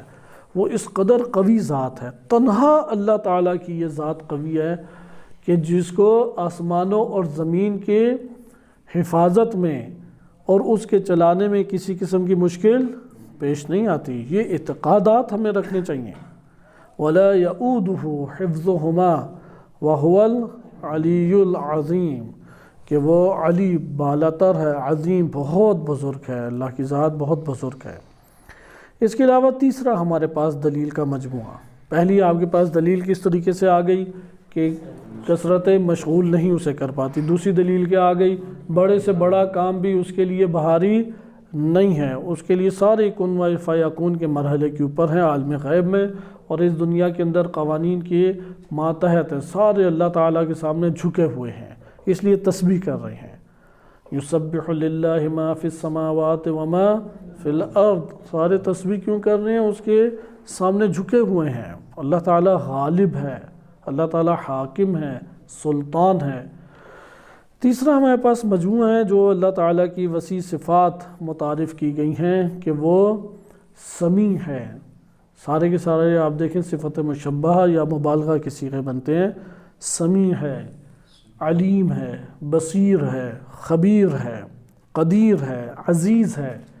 یہ صفات کا جو مجموعہ ہے، اس سے پتہ لگ جاتا ہے کہ غفلت تو اصلاً ہو ہی نہیں سکتی۔ جو سمیع ہے، کس طرح سے ایک فرد جو ایک ذات جو ہر شے کی آواز کو سن سکتی ہے، وہ اس قدر اس نے احاطہ کیا ہوا ہے۔ اور محیط ہے، محیط وہ سبب بنیادی طور پہ بنتا ہے کہ جس کی وجہ سے یہ ساری چیزیں اللہ سبحانہ و تعالیٰ کے لیے اس کے احاطے سے باہر نہیں ہیں، اس لیے سماعت سے باہر نہیں ہیں، اس لیے اس کی بصارت سے باہر نہیں ہیں، اس کے علم سے باہر نہیں ہیں۔ قرآن کریم میں اللہ تعالیٰ ارشاد فرماتا ہے کہ قد احاط اللہ بہا، سورہ فتح میں بھی ہے، بلکہ سورہ طلاق آیت نمبر 12 میں وَأَنَّ اللَّهَ قَدْ أَحَاطَ بِكُلِّ شَيْءٍ عِلْمًا، علم کے اعتبار سے ہر شے کا اللہ نے احاطہ کیا ہوا ہے۔ ہر شے کا احاطہ اللہ سبحانہ وتعالیٰ کی ذات نے کیا ہوا ہے۔ اور احاطہ بھی ایسا ہے، ہم نے ایک چیز کو گھیرا ہو تو ہمارا جسم اس کے جسم کے دائرے کے درمیان آئے گا یا اس سے چشمہ ہوتا ہے۔ اللہ تعالیٰ کا احاطہ ہر شے کا اس طریقے سے ہے کہ وہ بلند ہوتے ہوئے جو پست چیزیں ہیں وہ اس کے احاطے سے باہر نہیں ہیں، اور پست چیزوں کا احاطہ ہوتے ہوئے وہ اپنی بلندی سے منزہ نہیں، عاری نہیں ہے۔ یعنی ایک پست چیز اس کی پست اسے نہیں کر سکتی، چھو نہیں سکتی، جبکہ وہ اس کے قریب ہے، اور کوئی بھی قریب چیز اس سے اس طرح بعید نہیں ہو سکتی کہ وہ اس کے قریب نہ رہے، اور کوئی قریب چیز وہ اس طرح سے قریب نہیں ہے کہ اسے بعید نہ کہا جا سکے۔ یعنی اس کے علو میں اسی طریقے سے تنزل، اور تنزل میں علو ہے، اس کے قرب میں بعد اور بعد میں قرب ہے، کہ یہ عرفان اور فلسفہ میں عقلی طور پہ یہ والے مطالب حل کیے جاتے ہیں۔ امیر المومنین علیہ السلام کی روایات نہج البلاغہ میں اس حوالے سے واضح طور پہ موجود ہیں۔ لیکن یہ آپ نے دیکھا کہ احاط بکل شیء علما، اللہ سبحانہ وتعالیٰ نے ہر شے کا احاطہ کیا ہوا ہے۔ اور بعض آیات میں ہے کہ اللہ تعالیٰ نے تمام لوگوں کا، شے کا بھی ہے اور لوگوں کا بھی احاطے کا وارد ہوا ہے۔ اسی طریقے سے یحیطون ولا یحیطون بہ علما، وہ نہیں احاطہ لوگ رکھتے، لیکن اللہ تعالیٰ ہر شے کا احاطہ رکھتا ہے۔ یہاں پہ اخلاقی طور پہ ایک روایت کو لیتے ہوئے درس کا اختتام کرتے ہیں، کیونکہ اسی جگہ پہ جب یہ اعتقادات ہمارے قائم ہو جائیں تو آج کی ماہ مبارک رمضان کی ان راتوں میں، ان ایام میں جہاں استغفار کریں، توبہ کریں، اپنے دل کو ہدایت کے اس نور سے منور کریں، تدبر جو آیات کلام خدا میں آپ عزیزان نے کیا، اس کی نورانیت سے استفادہ اٹھائیں۔ یہ سارا کا سارا موقوف کس کے اوپر ہے؟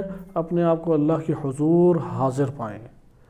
اللہ تعالیٰ حاضر ہے، احاطہ کیے ہوئے ہے، شہرک سے قریب ہے ہمارے، خداوند متعال بندے اور اس کے قلب کے درمیان حائل ہے۔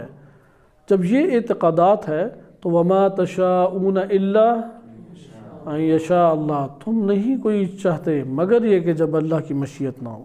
جو چاہا ہے، اللہ کی مشیت ہوئی ہے تو تم نے چاہا ہے۔ اسی طریقے سے علم نہیں لے سکتے مگر یہ کہ اللہ جتنا چاہے گا، بما شاء ولا یحیطون بشیء من علمہ، ایک ذرہ اللہ کے علم سے تم احاطہ نہیں کر سکتے الا بما شاء، جتنا اللہ چاہے گا۔ لہذا جب یہ ہے تو اللہ کے محضر میں ہر وقت حاضر ہیں ہم، ایک ذرہ اللہ کے محضر سے، اس کے احاطے سے ہم باہر نہیں ہیں۔ لہذا یہاں پہ جو غافل سمجھتا ہے وہ اصل گمان یہ کر رہا ہوتا ہے میں ایسی جگہ پر ہوں جہاں پہ اللہ نہیں ہے۔ اب وہ کئی بدگمانیاں پھر کرتا ہے، میں ایسے مقام پر ہوں جہاں پہ اللہ نہیں سن رہا، جہاں پہ اللہ نہیں دیکھ رہا۔ اب اگر کہے کہ نہیں اللہ دیکھ رہا ہے تو پھر اس کے اوپر کیوں آثار نہیں ہے کہ جو دیکھنے والے کے مد مقابل انسان اپنے وجود کے اوپر آثار نمایاں کرتا ہے۔ نہج البلاغہ میں امام علی علیہ السلام یہی فرماتے ہیں کہ تم نے ہر چیز جس سے تم معاملہ کرتے ہو اس کے مطابق اپنا رسپانس دیتے ہو۔ میں اس کو بالمعنی مفہوماً عرض کر رہا ہوں۔ نہج البلاغہ میں امام علیہ السلام نے یہ اصل معنی ذکر کیا ہے کہ جو چیز بھی تم جس سے دو چار ہوتے ہو اس سے کیا کرتے ہو، اس کے مطابق ہی رسپانس دے رہے ہوتے ہو۔ مثلا ایک ڈرانی چیز آ جائے، آپ اس سے وحشت کھائیں گے یا نہیں؟ اگر آپ ایک نامناسب عمل انجام دینا چاہ رہے ہیں تو کوئی بچہ بھی آ جائے رک جائیں گے یا نہیں؟ رکیں گے یا نہیں؟ اگر کسی سخت ترین تکلیف اور جرم کی سزا سنانے کا ڈر ہو، اس میں گرفتار ہونے کا ڈر ہو، اپنے آپ کو روک لیتے ہیں یا نہیں؟ کہتے ہیں صرف اللہ ہی کے بارے میں تم نے اپنے زبانی کلامی سارے جملے رکھنے ہیں، یعنی نعوذ باللہ اللہ کوئی ٹرخانے کے اوپر تم نے رکھا ہوا ہے۔ امام علی علیہ السلام فرماتے ہیں تم اللہ کے ساتھ انصاف نہیں کرتے، یعنی معنی نحو بلاغہ میں یہ مفہوماً وارد ہوا ہے کہ ہر چیز اس سے تم جب سامنا کرتے ہو تو اس کے ساتھ تو بالکل صحیح معاملہ کرتے ہو، لیکن جب اللہ کے ساتھ معاملہ کرتے تو ٹھیک نہیں کرتے گئے تو میں اللہ سے ڈرتا ہوں، تو ڈرنے والا عمل انجام دیتے ہیں اس سے۔ کہتے ہیں کہ میں اللہ کو سب سے عظیم مانتا ہوں، تو اس کی عظمت کے سامنے کبھی اظہار عظمت کیا اس کا؟ تنہائیوں میں کبھی اللہ کی وجہ سے ایک عمل کو ترک کیا ہو، گناہ کو؟ اب یہاں پہ بندہ تھوڑا پھنس جاتا ہے، اس جگہ پہ آپ آئیں۔ لہٰذا جو غافل اللہ کو سمجھتا ہے وہ کتنے ہی بدگمانیاں کر رہا ہے، اس سے صحیح طرح ذہن نشین کرنا چاہیے۔ جو غافل اللہ کو سمجھ رہا ہے ایک طرف بدگمانی یہ کر رہا ہے کہ نعوذ باللہ اس جگہ پہ اللہ موجود نہیں ہے، اللہ اپنے وعدوں کو پورا کرنے والا نہیں ہے، اللہ سمیع نہیں ہے، بصیر نہیں ہے، خبیر نہیں ہے، علیم نہیں ہے، قدیر نہیں ہے کہ قادر ہوتا تو مجھے ادھر روک لیتا۔ کتنے ہی اللہ تعالیٰ کے خلاف اس نے بدگمانیاں کی۔ اس لیے اگر انسان حد اقل آج کے اس شب میں خدا سے توفیق مانگنی چاہیے کہ اللہ تعالیٰ ہمیں بحق محمد وآل محمد یہ توفیق دے کہ ہم اپنے آپ کو اللہ کے معذر میں حاضر سمجھے۔ حد اقل اللہ تعالیٰ ہمارے قلوب میں یہ احساس پیدا کرے کہ میں اللہ کے سامنے ہوں، بالکل اسی طریقے سے سامنے ہوں کہ جس طرح سے یہ مثال ہمارے سمجھانے کے لیے، ورنہ اللہ کے لیے کوئی مثال نہیں بنتی اور نہ ہم اس کو جان سکتے ہیں، کیونکہ اللہ تعالیٰ کے سامنے جو چیزیں ہیں وہ عرفاء کے مطابق تو اس طرح سے ہیں کہ جیسے آپ کی قوتیں آپ کی ملکیت میں، مخلوق اللہ تعالیٰ کی ملکیت میں ہیں۔ بہرحال ایک روایت سے استفادہ کرتے ہیں اور معتبر احادیث میں سے یہ روایت ہے، صحیح سند روایت ہے، الکافی میں موجود ہے۔ امام صادق علیہ السلام فرماتے ہیں اسحاق بن عمار کو، صحابی ہیں امام صادق علیہ السلام کے اسحاق بن عمار، امام صادق علیہ السلام فرماتے ہیں یا اسحاق خف اللہ کأنک تراہ، اللہ سے اس طرح سے خوف کھاؤ جیسے تم دیکھ رہے ہو۔ بعض ایسے موضوعات ہیں جس میں صفت وہ حاصل نہیں ہے، وہ مقام حاصل نہیں ہے، لیکن اللہ کو یہ پسند ہے، اس کا تم اظہار کرو، بے شک تمہارے پاس نہیں ہے۔ جیسے آپ اپنی زبان میں ایک نوع ریاکاری کہتے ہیں، ریاکاری ہوتا ہے نا دکھانے کے لیے بعض امور ایسے ہیں جن میں اللہ تعالیٰ نے اجازت دیا کہ دکھانے کے لیے عمل انجام دو۔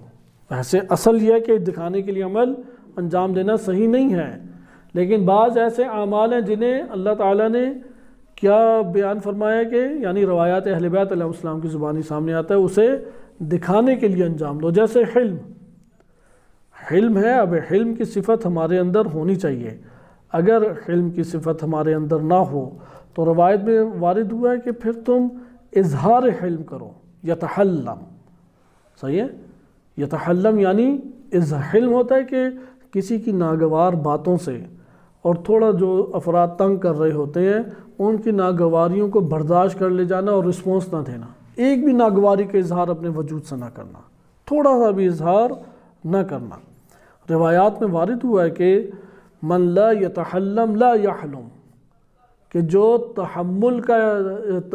تحلم کا اظہار نہیں کرتا وہ حلم سے بھی پھر آراستہ نہیں ہوتا۔ یعنی تمہیں یہ اپنے وجود کے اندر احساس اور شوق اور رغبت برپا کرنی چاہیے کہ حلم آئے، کیونکہ حلم کیا ہوتا ہے، اندر اضطراب ہے لیکن وہ اظہار ہونے نہیں دے رہا۔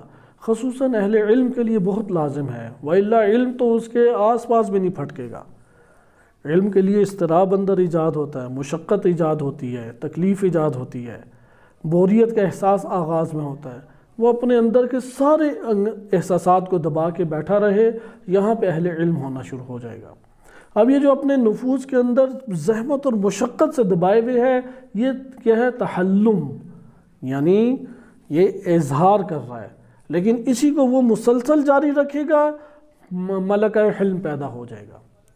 اسی طریقے سے تصبر کا ہے، صبر نہیں ہو رہا اس سے، لیکن اظہار کیا کرے؟ ہاں اظہار کرے یا تصبر، روایات اہل بیت علیہ السلام میں وارد ہوا ہے کہ جو صاحب نیت ہوتا ہے وہ اطاعت کے اوپر صبر کا اظہار کرتا ہے۔ وارد کیا ہے کہ جو صاحب اطاعت ہوتا ہے وہ صبر کا اظہار کرتا ہے، ابھی صبر آیا نہیں ہے لیکن پھر کیا کرنے لگ جاتا ہے؟ فَيَصْبِرُ فَهُوَ أَفْضَلُ۔ اگر صبر نہیں ہے تو کیا دوسرا حکم ہے؟ ریاکاری کرو صبر دکھانے میں۔ اگر حلم نہیں ہے تو کیا کرو؟ ایسی ریاکاری کرو، یہ حلم ہے البتہ اللہ کی بارگاہ میں لوگوں کو دکھانے کے لیے نہیں ہے، کیونکہ ریاکاری ادھر معنی سمجھانے کے لیے حقیقی معنی مراد نہیں ہے۔ ریاکاری ہوتا ہے لوگوں کو تعریف کے لیے دکھانا، جو کہ غلط اور باطل ہے، لیکن اللہ کے سامنے اب دکھائے اپنے آپ کو، یعنی اس کو ریاکاری اس معنی میں نہ لے لیں کہ کہیں کہ یہاں پہ تو ریاکاری کی اجازت مل گئی، یعنی ایک عمل ہے جیسے نفاق ہے، نفاق اندر کچھ اور باہر کچھ۔ اگر ایمان اور اعتقادات سے تعلق ہو تو وہاں پر نفاق برا ہے، لیکن اگر کسی کے کوئی راز ہو تو اگر اسے پتہ بھی ہے تو اس نے اظہار ایسے ہی کرنا ہے کہ جیسے کہ اسے کوئی علم ہی نہیں ہے۔ صحیح ہے، اگر کسی کی برائیاں پتہ لگ گئی ہیں تو اس سے جب ملے گا تو اس طرح بتائے کہ مجھے سارا تمہارا پتہ ہے کہ تم کیا برائیاں انجام دیتے ہو، یا اظہار کرے گا کہ نہیں اس کی عزت نفس کو میں خیال رکھوں اور نہ ظاہر کروں کہ میں تمہاری برائیاں جانتا ہوں، یعنی یہ کوئی خوبی نہیں ہے، مجھے یہ بھی پتہ ہے تم یہ کرتے ہو وہ کرتے ہو فلاں کرتے ہو، کوئی خوبی نہیں ہے یہ۔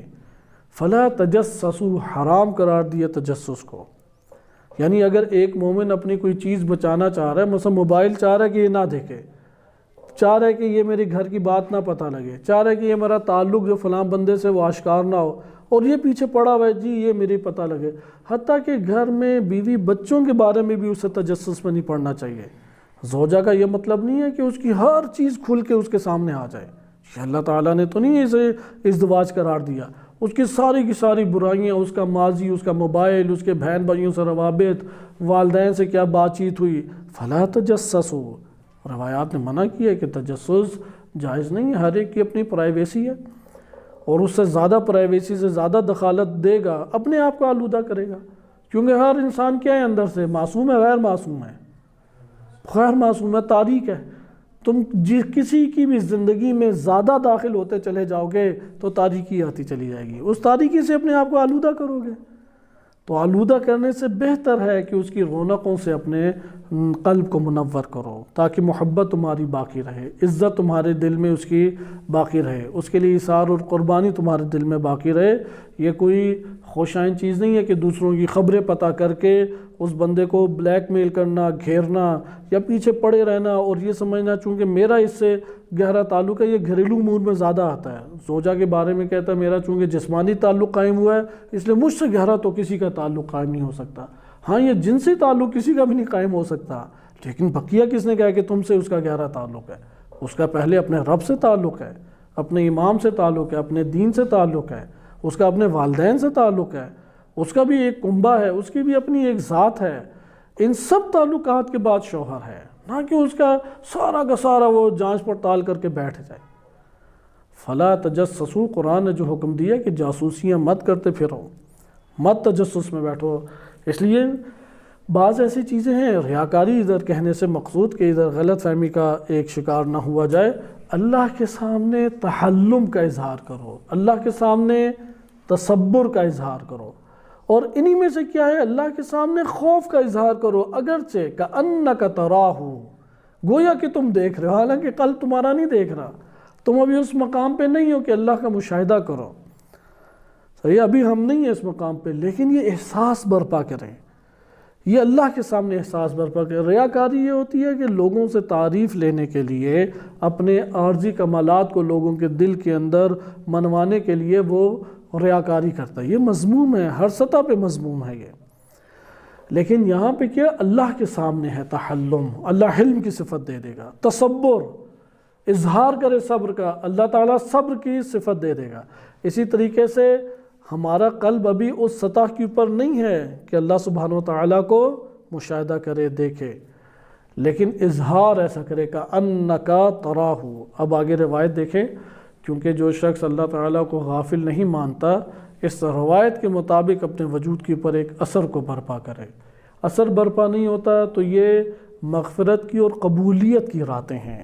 روایات میں صحیح سند احادیث میں ہے اللہ تعالیٰ ماہ مبارک کی بالخصوص راتوں میں، سجدوں میں، ان ایام میں جو دعائیں مانگتا ہے انسان اللہ قبول کرتا ہے۔ اس اثر کو برپا کرنے کی اللہ کی بارگاہ میں دعا کریں کہ اللہ تعالیٰ یہ اثر میرے وجود میں پیدا کر دے۔ یا اسحاق و خف اللہ کأنک تراہ، اے اسحاق گویا کہ تو اللہ سے اس طرح سے ڈر، خوف اس طرح سے اللہ کا کھا جیسا کہ تو اسے دیکھ رہے۔ وَإِن كُنْتَ لَا تَرَاهُ، اگر تم نہیں اسے دیکھ رہے، فَإِنَّهُ يَرَاكَ، یہ تو تمہارا ایمان ہے کہ وہ تو تمہیں دیکھ رہا ہے۔ اگر کوئی کہے کہ میرا ایمان نہیں ہے تو یہ تو کفر ہوگا، اور اگر کہ میرا ایمان ہے تو پھر اس کے سامنے گناہ نہیں کرنا چاہیے، کیونکہ دیکھ رہا ہے وہ۔ ایک چھوٹے بچے، اس کے اوپر تو تم آتے اور کہتے ہو کہ میں اس کے سامنے گناہ انجام نہیں دے سکتا، لیکن اللہ کے سامنے گناہ انجام دیتا ڈٹ کے۔ حتیٰ کہ حضرت یوسف علیہ السلام کے سامنے گناہ کا زلیخا نے ارادہ کیا تو حجاب ڈالا اس کے بت کے، وہ جو ایک چھوٹی سی بت، اس کا بت تھا، اس کے اوپر حجاب ڈالا تو کہا کہ اس سے تو اپنے آپ کو باہر لاتی ہے کہ یہ نہ دیکھے، میرا رب تو ہر جگہ، وہ تو دیکھ رہا ہے۔ یوسف علیہ السلام نے دلیل قائم کی کہ میں کیسے گناہ کر سکتا ہوں۔ لہذا جو اللہ کو غافل نہیں سمجھتا، حد عقل اس کے گناہوں کے دروازے بند ہونے چاہیے۔ اس لیے بعض روایات میں آیا ہے کہ اگر گناہ مومن سے ہو بھی جائے وہ شہوت کے غلبے کی وجہ سے ہوتا ہے، ہردرمی کی وجہ سے مومن گناہ نہیں کرتا، کفر کی وجہ سے مومن گناہ نہیں کرتا۔ وہ کہتا ہے کہ میں ایمان رکھتا تھا لیکن شہوت کا شکار ہو گیا، غضب کا شکار ہو گیا، نادم ہوتا ہے، پشیمان ہوتا ہے۔ اس لیے اس مومن کی اللہ تعالیٰ توبہ قبول کر لے گا، لیکن جو ہر درم ہو وہ تو اول توبہ کی طرف آئے گا ہی نہیں۔ اس لیے ادھر آگے دیکھیں کہ یا اسحاق وخف اللہ کأنک تراہ، اے اسحاق اللہ کا خوف کھاؤ گویا کہ تم اسے دیکھ رہے۔ وَإِن كُنْتَ لَا تَرَاهُ، اگر تم اسے نہیں دیکھ رہے، فَإِنَّهُ يَرَاكَ، تو وہ تمہیں دیکھ رہا ہے۔ فَإِن كُنْتَ تَرَاهُ، اگر تم اسے دیکھ رہے ہو، أَنَّهُ لَا يَرَاكَ، یعنی اگر تم یہ سمجھتے ہو کہ أَنَّهُ لَا يَرَاكَ، اگر تم یہ سمجھتے ہو کہ اللہ تمہیں نہیں دیکھ رہا، فقد کفرتا، تو تم نے کفر کیا۔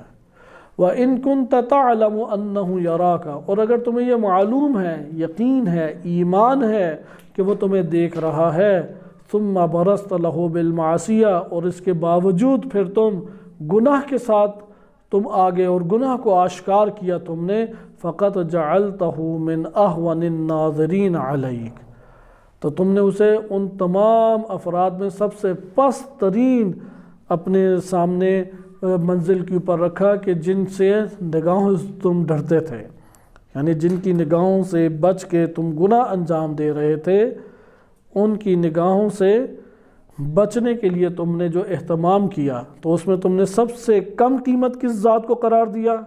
اللہ کو، کیونکہ اس سے تو تم کوئی نہیں بچے۔ ایک چھوٹے بچے کی نگاہوں سے تو بچنا چاہتے ہو لیکن اللہ کی ذات سے نہیں بچنا چاہتے، تو تم نے اللہ کی قیمت ان تمام ناظرین میں جو تمہیں دیکھ سکتے تھے اور تمہارے اوپر نگاہ پڑ سکتی تھی، ان میں سب سے کم ہستی کسے قرار دیا؟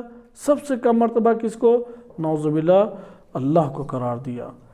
اور پھر یہ اگلی روایت کے یہ بھی معتبر احادیث میں سے معنی کے اعتبار سے ہے اور دیگر اسانید سے، اور عملی دنیا میں دیکھی جانے والی یہ روایت ہے۔ اپنی شخصیت میں آپ اس کا اظہار دیکھ سکتے ہیں۔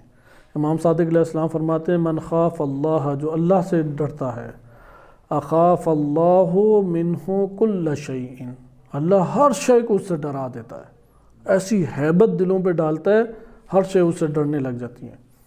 ومن لم یخف اللہ، جو اللہ سے نہیں ڈرتا، اخافہ اللہ من کل شیء، پھر وہ ہر شے سے گھبراتا رہتا ہے، ہر شے کا خوف اللہ اس کے دل میں ڈال دیتا ہے۔ یعنی جو اللہ سے ڈرتا ہے، ہر شے کے اندر اللہ اس شخص کا خوف ڈال دیتا ہے، اور جو اللہ سے نہیں ڈرتا اس شے کے دل میں ہر شے کا خوف اللہ تعالیٰ وہ منتقل کر دیتا ہے۔ وصلی اللہ علی سیدنا محمد وآلہ الطاہرین۔